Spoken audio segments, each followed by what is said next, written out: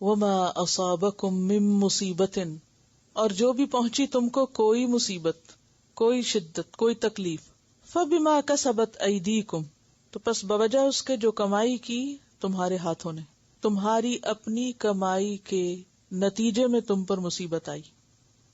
اب یہ مصیبت کیا ہے؟ یہ مصیبت دکھ تکلیف بھی ہے، اور سب سے بڑی مصیبت نیکی کے موقع سے محرومی. یہ اسی معنی میں ہے جیسے پیچھے آپ نے پڑھا کہ جو نیکی کماتا ہے اللہ تعالیٰ اس کی نیکی میں اور اضافہ کر دیتے ہیں اور موقع اس کو دے دیتے ہیں.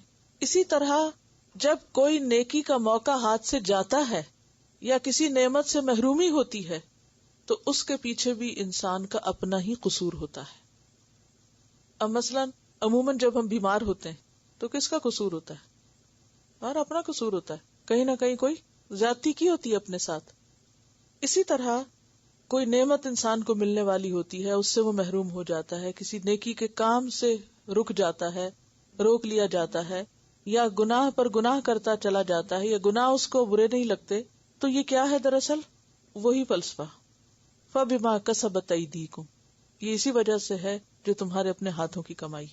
کیونکہ پھر انسان جب ایک برائی کرتا ہے نا، پھر اس کا برائی میں دل لگنے لگتا ہے، پھر وہ برائی پہ راضی ہونے لگتا ہے، پھر کیا ہوتا ہے اور کرتا ہے اور کرتا ہے. اور خاص طور پر اگر پکڑنا ہو، بعض اوقات ایسا ہوتا ہے نا انسان ایک غلط کام کرتے اس کی فوراً پکڑ ہوتی ہے اور ہم کہتے ہیں یہ کیوں پکڑ ہو گئی، لیکن اس میں بھی اللہ کی ایک رحمت ہوتی کہ وہ ہمیں وہی روکنا چاہتا ہے. لیکن بعض اوقات انسان اس بات کو سمجھتا نہیں.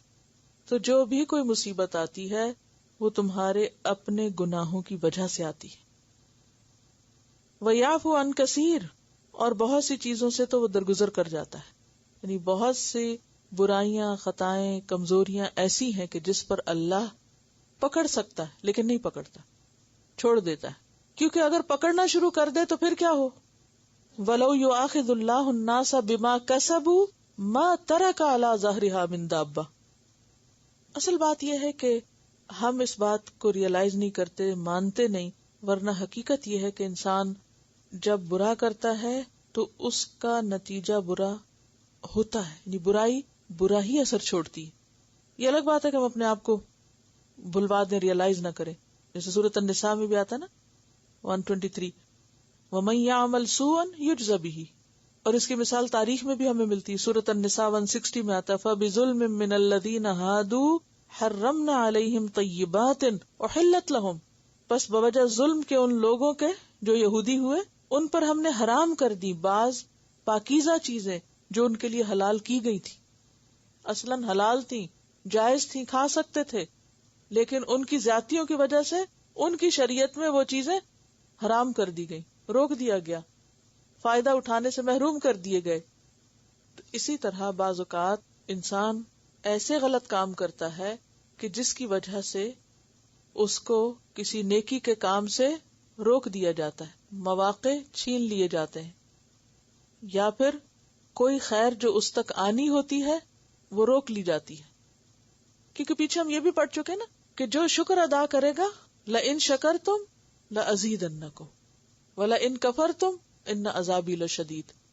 شکر گزار رہو گے تو میں اور زیادہ نعمتیں دیتا جاؤں گا، اور اگر تم نے ناقدری کی، ناشکری کی، تو میری سزا بھی بہت سخت ہے. تو وَمَا أَصَابَكُم مِّن مُّصِيبَةٍ فَبِمَا كَسَبَتْ أَيْدِيكُمْ وَيَعْفُو عَن كَثِيرٍ.